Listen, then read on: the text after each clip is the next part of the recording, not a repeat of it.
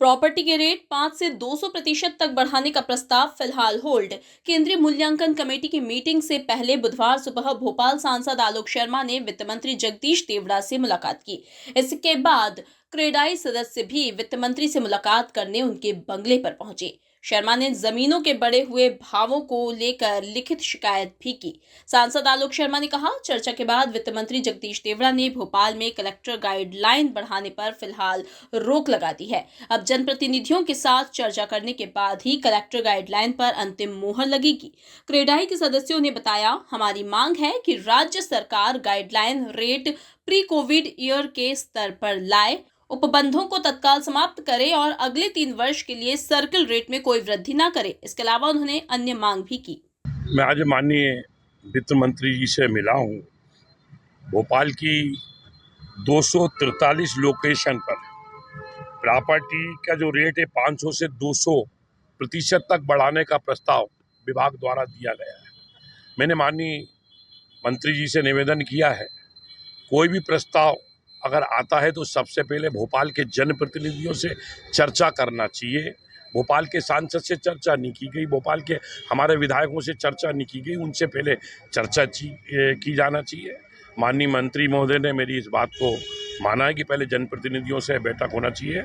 बहुत ही जल्दी भोपाल के सभी जनप्रतिनिधियों के साथ माननीय मंत्री जी की अध्यक्षता में बैठक होगी। बैठक होने के बाद हम जो सुझाव देंगे जनता को, कि जनता के प्रति जवाबदेही हम लोग हैं।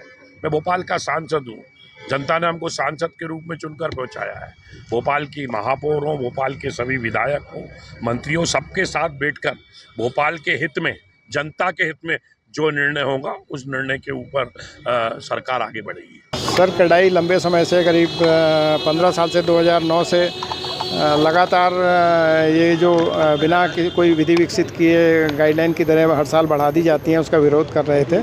और इस बार तो मिड सेशन में गाइडलाइन बढ़ाने का दौर चल पड़ा।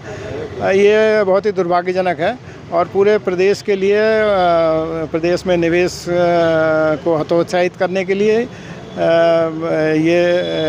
ये निर्णय है। इसको हम इसका कड़ा विरोध करते हैं। हमने इसमें जनप्रतिनिधियों से भी चर्चा की है और हमारा सौभाग्य है कि वो भी हमारे समर्थन में शामिल हुए हैं। और माननीय मंत्री जी से भी हमने मुलाकात की है। माननीय मंत्री जी ने हमें आश्वासन दिया है कि अभी कोई आज जो मीटिंग है उसमें कोई ऐसा निर्णय नहीं हम होने देंगे, और जब तक आप लोगों से और सारे जनप्रतिनिधियों से संयुक्त रूप से चर्चा नहीं हो जाती, कोई वैज्ञानिक विधि विकसित नहीं कर लेते, तब तक हम रेट नहीं बढ़ाएंगे, क्योंकि इसका नुकसान पूरे राज्य को होता है। ये सिर्फ रियल एस्टेट बिज़नेस की बात नहीं है, इसका बिज़नेस आम खरीदार जो है उसको होता है, जो किसान है, जो ज़मीन अपनी बेचता है, या जो निवेशक बाहर से आके ख़रीदते हैं। क्योंकि रियल एस्टेट किसी भी व्यवसाय की, किसी भी बिज़नेस की, किसी भी उद्योग की सबसे पहली ज़रूरत है। मुझे फैक्ट्री लगाना तो पहले ज़मीन चाहिए, मुझे कोई कमर्शियल वेंचर करना है तो पहले मुझे कमर्शियल एरिया चाहिए, और अगर मुझे मध्य प्रदेश में रहना तो पहले मकान चाहिए। तो जब गाइडलाइन की दरें रीच के बियॉन्ड होंगी तो कोई आपके यहाँ निवेश करने नहीं आएगा। और हम जानते हैं कि मध्य प्रदेश में चूँकि स्टैम्प ड्यूटी ही सबसे ज़्यादा है, और उसके ऊपर से गाइडलाइन आप कई गुना बढ़ा दोगे तो उसका मल्टीप्लिकेशन इम्पैक्ट बहुत ऊपर जाता है, और जिसका नुकसान पूरे राज्य को होता है। और हम कोई बहुत समृद्ध राज्य नहीं है, हम प्रोग्रेस कर रहे हैं।